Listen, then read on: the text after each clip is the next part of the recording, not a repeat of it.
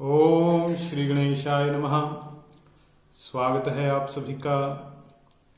ज्योतिष की जानकारी के लिए इस चैनल को जरूर सब्सक्राइब कीजिए और नोटिफिकेशन ऑन रखिए। मेरी भगवान से यही प्रार्थना है कि सभी जीवन में सुखी रहें, स्वस्थ रहें, उन्नति करें, किसी को भी कोई दुख तकलीफ और कष्ट न हो। इसी प्रार्थना के साथ आज हम ज्योतिष में 3 ग्रहों की युति का विचार करेंगे, चर्चा करेंगे। जब जन्मपत्री में गुरु, शनि, राहु की युति किसी एक भाव में होती है, किसी एक राशि में होती है, तो जातक के जीवन के ऊपर कैसा प्रभाव पड़ता है। जब एक से अधिक ग्रह किसी भाव में मिल जाते हैं तो उन ग्रहों से एक अलग तरह का फल जातक को प्राप्त होता है। उनके ग्रहों के स्वतंत्र फल भी जातक को मिलते हैं और युति से मिलने वाला फल भी जातक को प्राप्त होता है। एक से अधिक ग्रह मिलने पर एक अलग ग्रह का भी फल जातक को प्राप्त हो सकता है। जब 2 से 3 ग्रह कहीं मिल जाते हैं तो अलग ग्रह बन जाता है। जैसे एक रंग में दूसरा रंग मिलाने से एक तीसरा रंग बन जाता है, उसी प्रकार ग्रहों की युति में भी ऐसा ही प्रभाव रहता है।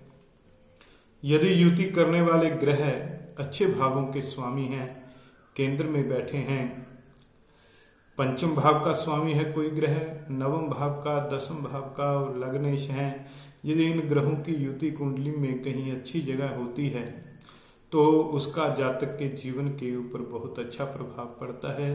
एक तरह से कुंडली में राजयोग बनता है।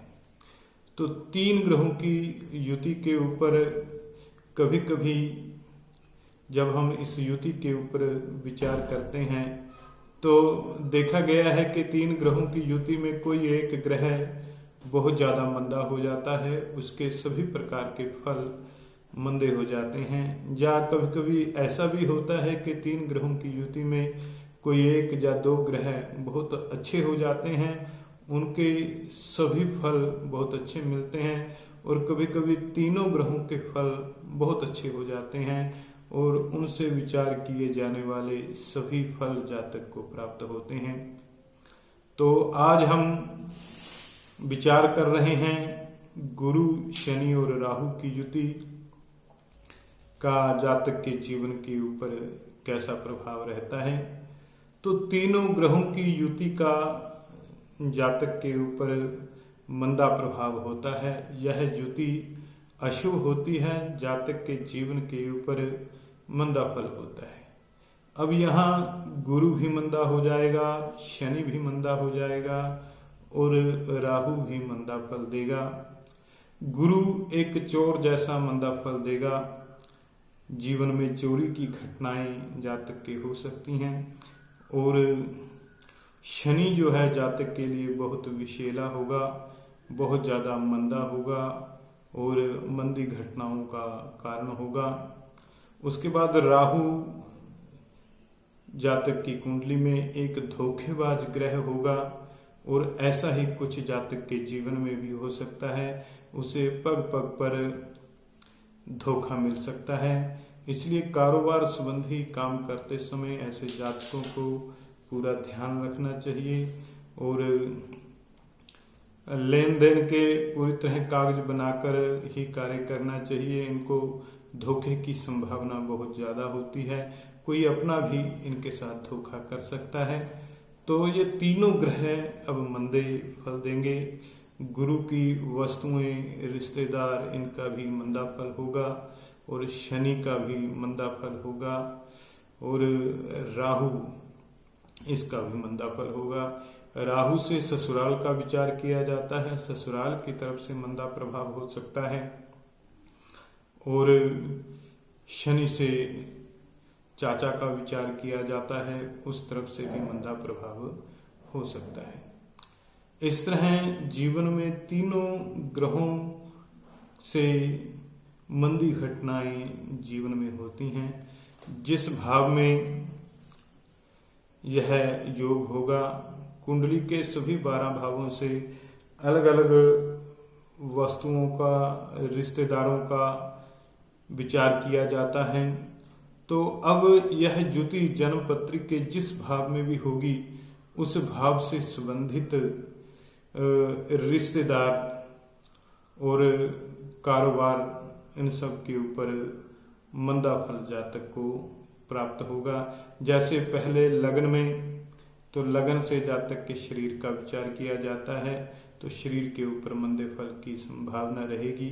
और भाव 2 में धन का विचार किया जाता है और तीसरे से पराक्रम का विचार किया जाता है, भाई का विचार किया जाता है, चौथे से सुख का विचार किया जाता है, घर का विचार किया जाता है, माता का विचार किया जाता है, पंचम भाव से विद्या का विचार किया जाता है और संतान का विचार किया जाता है। छठे भाव से रोग का विचार और शत्रुओं का विचार होता है। सप्तम भाव से व्यापार का विचार और जातक के जीवन साथी का। अष्टम भाव से कष्टों का और मृत्यु का विचार होता है। नवम भाव से भाग्य का विचार होता है और 10वें भाव से व्यापार का, कारोबार का और 11वें भाव से आमदनी का विचार, 12वें भाव से हानि का विचार, रात के आराम का विचार किया जाता है। अब यह ज्योति कुंडली के जिस भाव में होगी उससे संबंधित वस्तुओं के ऊपर मंदासर होगा। जैसे चतुर्थ भाव में हो तो माता के ऊपर मंदासर हो सकता है, 10वें में हो तो पिता के ऊपर मंदासर हो सकता है, पंचम भाव में हो तो संतान के ऊपर मंदासर हो सकता है। इस तरह जिस भाव में भी यह ग्रह की युति होगी 3 ग्रहों की, उसी भाव का मंदा फल जातक को मिलता है।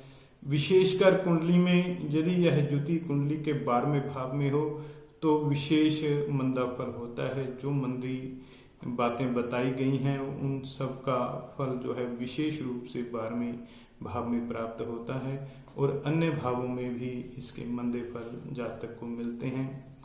यदि भाव 2 में गुरु शनि राहु की युति हो तो ऐसी स्थिति में इन ग्रहों के जो रिश्तेदार हैं, जैसे गुरु से बाप दादा का विचार किया जाता है, राहु से ससुराल का विचार और शनि से चाचा का विचार। इस तरह जब यह युति कुंडली के दूसरे भाव में होगी तो गुरु शनि राहु से जिस रिश्तेदार का विचार किया जाता है, जिस संबंधी का विचार किया जाता है, उसके ऊपर कष्ट की संभावना रहेगी।